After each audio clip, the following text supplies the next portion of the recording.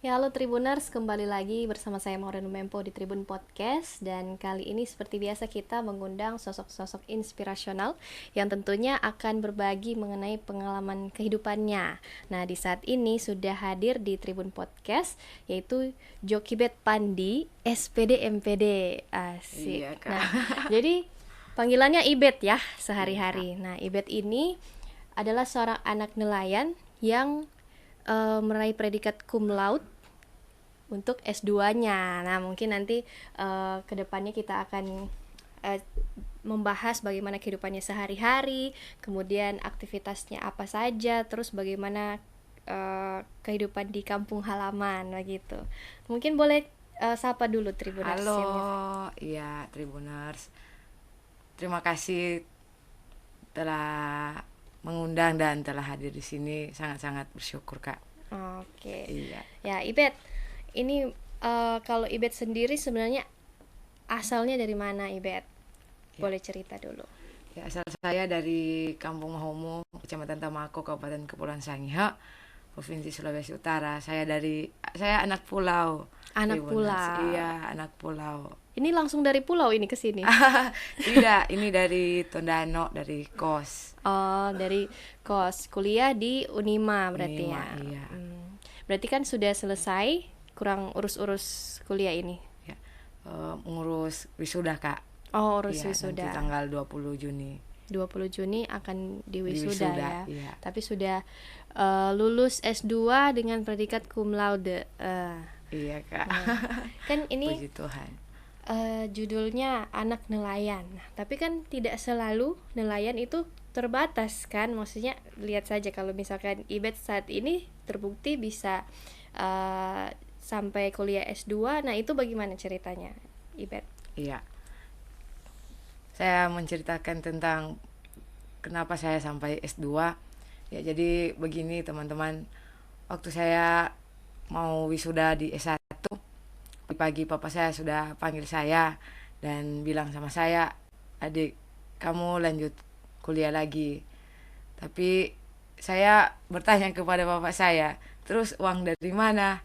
Terus papa saya bukan menjawab, malahan tanya balik ke saya. Apa itu? Iya, jadi dia bertanya, kecil ke laut yang Tuhan ciptakan untuk mencari nafkah. Jadi dari situ saya menangkap bahwa iman papa saya itu sangat luar biasa. Dia beriman kepada Tuhan dan terbukti sampai saat ini hidup keluarga kami dicukupkan oleh Tuhan karena hasil dari laut. Karena papa saya itu memang sehariannya itu di laut kak, dan dia Nelayan setiap ya. hari di laut. Hari ini juga dia ada di laut. Baru-baru saya telepon ke mama bilang papa ke laut. Jadi tidak menonton saya kali ini. Jadi nggak Iya. nonton dong papa. Iya, tapi saya bangga, itulah papa. Papa adalah sosok inspirasi yang sangat luar biasa. Boleh menafkahi keluarga juga bisa menguliakan saya sampai saat ini, Kak. Nah, sebenarnya kalau kehidupannya keluarga di pulau apa namanya, sorry? Pulau Mahumu, Pulau Kak. Mahomo Iya. ini sebenarnya sebagai nelayan itu kehidupannya di sana seperti apa sih? Begitu. Iya, kehidupan nelayan di sana itu sangat enak ya. Bisa Nah, dikata gimana? sangat enak karena hasil tangkapan dari laut itu langsung dikelola di rumah. Jadi puji Tuhan kalau untuk makanan sehari-hari itu sangat-sangat dicukupi. Dan puji Tuhannya juga papa itu setiap hari Kak di laut dan terus-terus ada ikan walaupun hanya sedikit ya, tapi ada juga puji Tuhan banyak karena semua itu memiliki waktu dan Ada masa, waktunya ada ya. waktunya. Iya. Tidak menentu berarti Tidak penghasilannya. menentu, iya Nah, Kak. tapi kalau rata-rata orang-orang di Pulau Mahomo itu pekerjaannya nelayan Nelayan gitu. Kak, Sebagian iya. besar begitu ya. Iya Kak. Oke. Tapi kalau anak-anak di Pulau Mahumu ada yang sudah S2 seperti Ibet? Iya, kalau iya ada Kak. Ada juga dari Ada dari Mahomo Induk. Iya, dari PGSD Kak. Kalau dari Pendidikan sekolah keluarganya dasar. Ibet sendiri, orang tua, mama papa, latar belakang pendidikannya Iya Kak, kalau Papa sendiri, Papa itu tidak sekolah Tribuners. Jadi Hmm, Papa itu dia luar biasa. Papa tidak tahu membaca dan tidak tahu menulis. oke. Menghitung pun tidak tahu. Tapi puji Tuhan bisa mengkuliahkan saya sampai di S2 ini. Saya sangat bangga punya Papa yang seperti Papa saya. Wah, Papa Wilson Pandi. Iya Kak. ya, tapi nggak nonton ini, papa lagi di Iya. laut. Nanti Hmm, dikasih. Kalau Mama sampai kelas 6 SD, Kak. Tidak hmm. lulus sekolah dasar juga. Jadi kalau bisa dibilang berarti Ibet ini lulusan S2 pertama di keluarga ini. Iya, Kak. Nah, Puji Tuhan. Ibet anak keberapa? Anak kedua dari dua bersaudara. Kakak saya Yonatan Pandi mungkin sedang menonton ini, Kak. Iya. Jadi luar biasa ini kebanggaan orang tua juga ya, Iya, bagaimana Kak. bisa dari penghasilan sebagai nelayan bisa menyekolahkan Ibet Iya, dari Kak. S1 sampai S2 S2 gitu. puji Tuhan, Kak. Iya.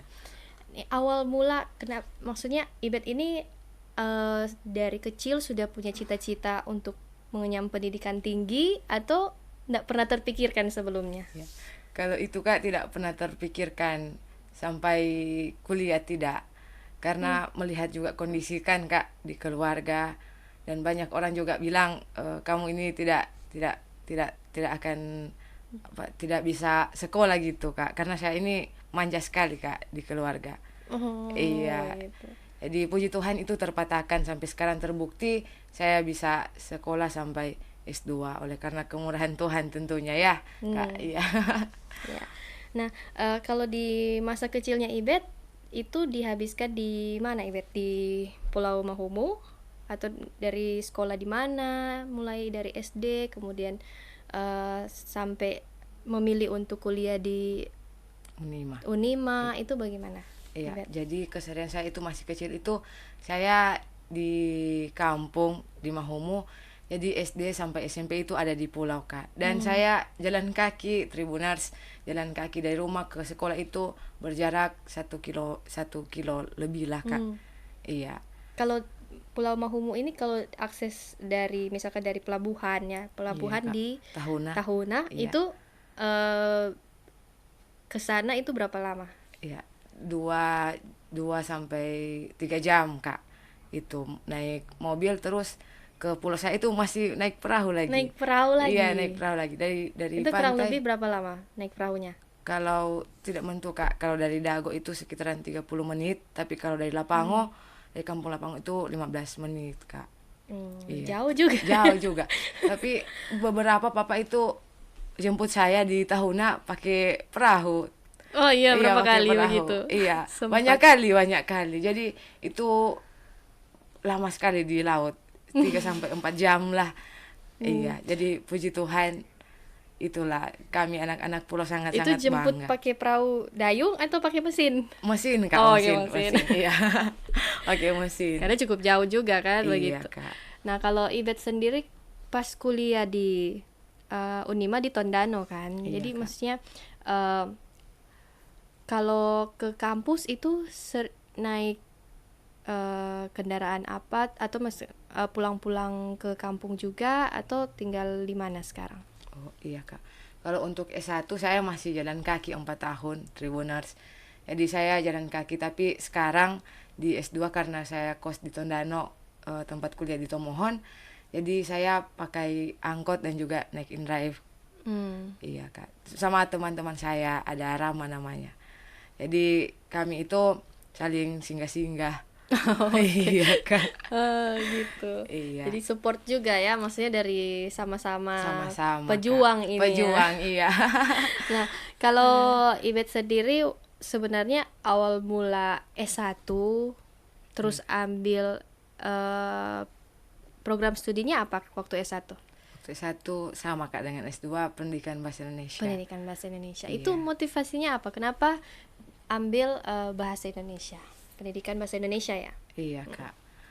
Untuk motivasi yang pertama itu karena saya lulus di pendidikan bahasa Indonesia, jadi terus Kak, terus. Dan saya juga sangat bangga memilih jurusan ini karena ada banyak juga guru-guru yang sudah mau pensiun dan saya mau melanjutkan itu Kak.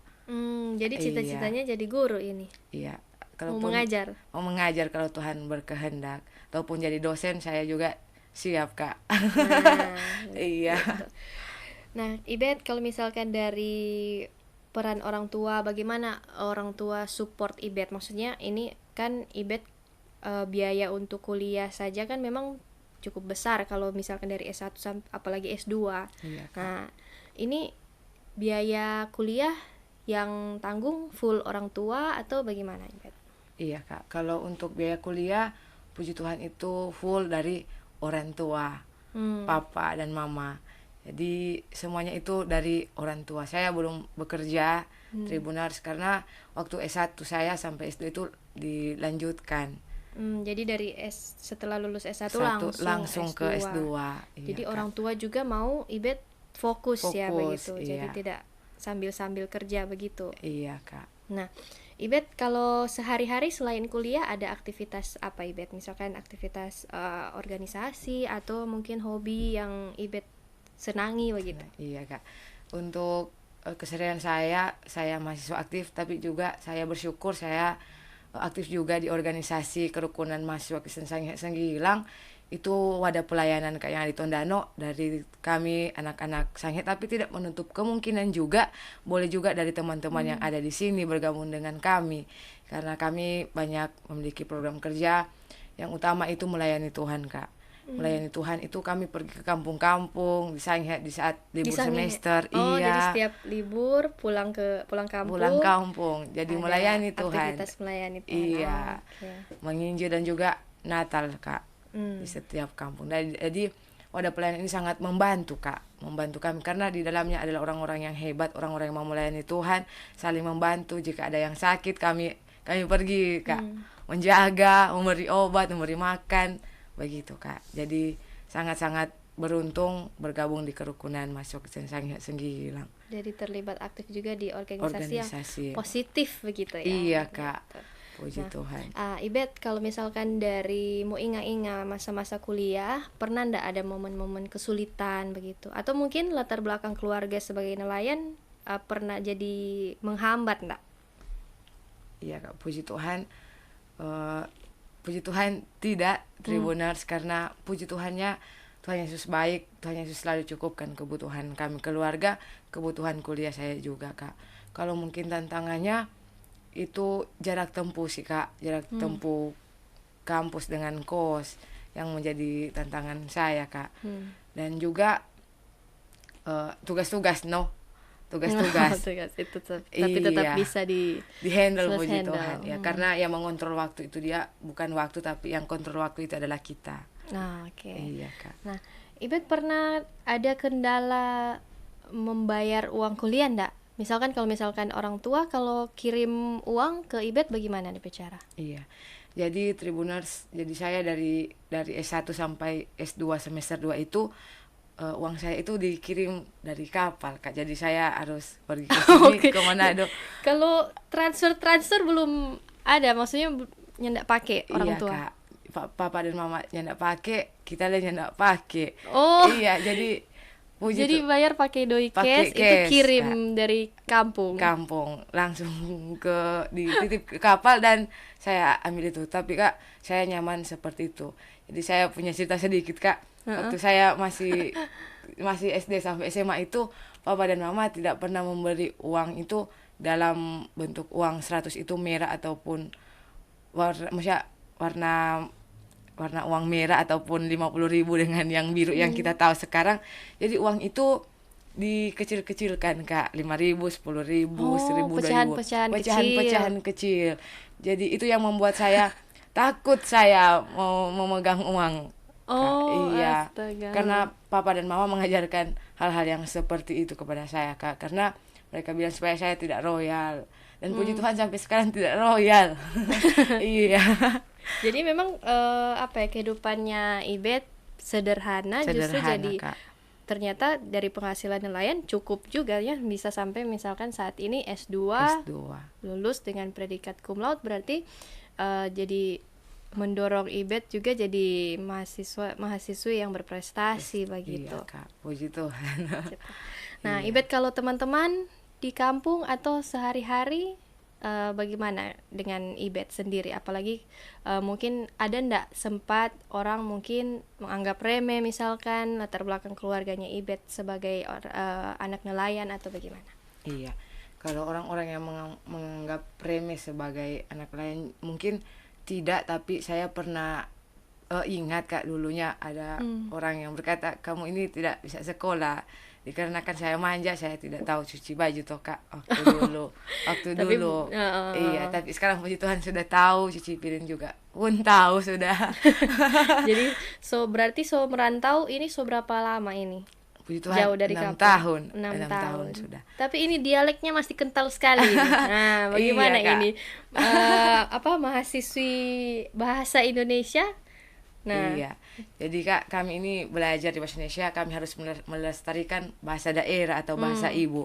Jadi saya sangat bangga kalaupun orang-orang bisa melihat saya masih 6 tahun di Manado masih kental bahasa Sangir, saya bangga Kak, nah, bangga sekali karena saya tidak pernah lupa akan budaya saya.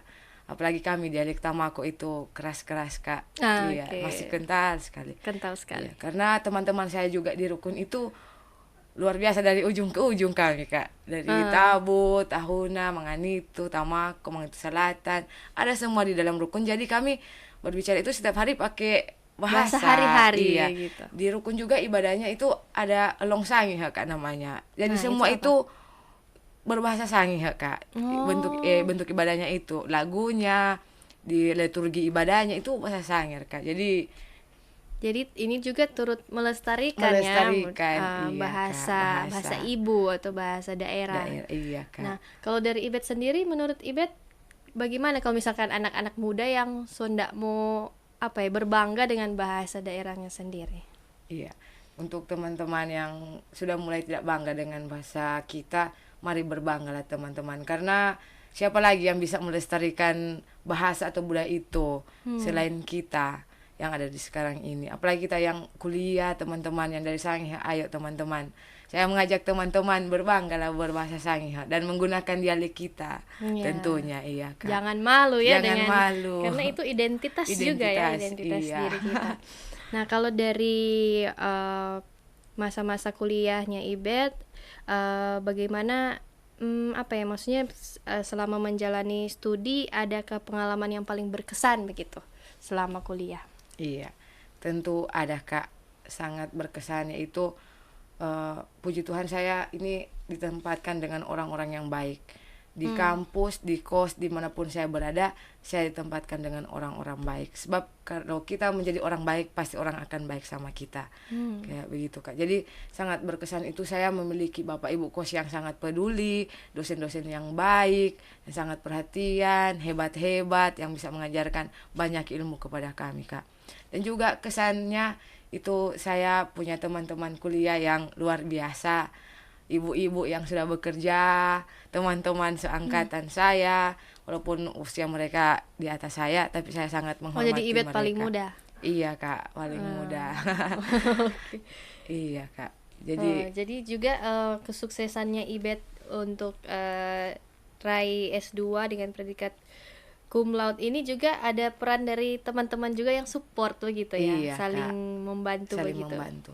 Dan puji Tuhannya kami satu kelas itu yang baru-baru Kak ujian itu 6 orang itu cum laude semua Kak. Oh, Iya, ada oke. Firando Kindangin, Moren, Sisilia, Norma, Rama Suwarsono, semua kami itu cum laude Kak, puji Tuhan. Puji Tuhan. Iya, itu berkat dari dosen-dosen juga yang sangat-sangat hebat, dan juga kami giat Kak membuat tugas karena cum laude itu dia tidak digapai nanti ujian komprehensif kan.